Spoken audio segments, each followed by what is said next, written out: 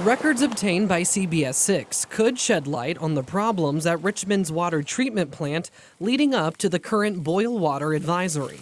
A maintenance request dated May 12th shows a type of filter called plate settlers needed to be cleaned to remove sludge and indicated that they could be clogged. According to engineering expert Joel Polson, these plates are critical to settling out particles like dirt and soil in the water entering the plant from the river. If those plates get overloaded with too much algae growth, sludge attached to them, they're no longer doing their job. And all of that sediment that should be settling out is now going into the filters. And the filters are not designed to handle all of that sediment load. And so they clog up and you have operational issues. But it appears that maintenance request was not immediately fulfilled.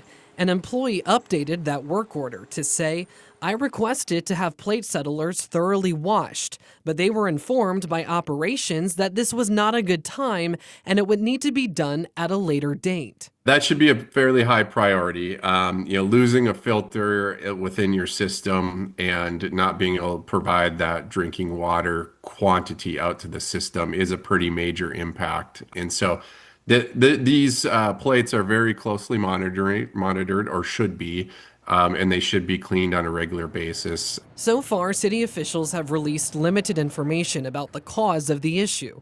They've previously said that filters got clogged up due to high turbidity or extra sediment in the source water.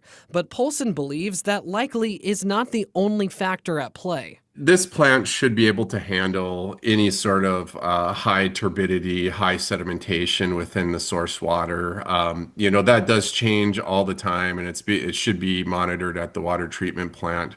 It really sounds like the plates themselves failed in this case because they weren't cleaned in a timely enough fashion. DPU Director Scott Morris says he won't have a root cause analysis prepared for another couple weeks, but he did tell council members on Wednesday that he's already looking at developing a plethora of new standard operating procedures because of this incident that would address backwashing filters and maintenance protocols. If there's any particular maintenance items that we would warrant, we would also implement basically a standard operating or preventative maintenance item to correct any deficiencies we note in the system. Meanwhile, some council members say they want answers as to what happened sooner rather than later.